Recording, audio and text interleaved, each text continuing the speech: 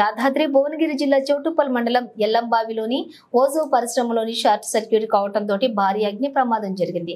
అర్ధరాత్రి 2 గంటల సమయంలోని ఎగిసిపడిన మంటలు అదుపు చేసిన ఫైర్ సిబ్బంది. అక్కడ రాత్రి సమయంలో కార్మికులు ఎవరూ లేకపోవడంతో ప్రాణ నష్టం పెద్ద ప్రమాదం తప్పింది. ఈ ఘటనలో సుమారుగా 40 కోట్ల ఆస్తి నష్టం జరిగి ఉండవచ్చని అంచనా తెలుస్తోంది.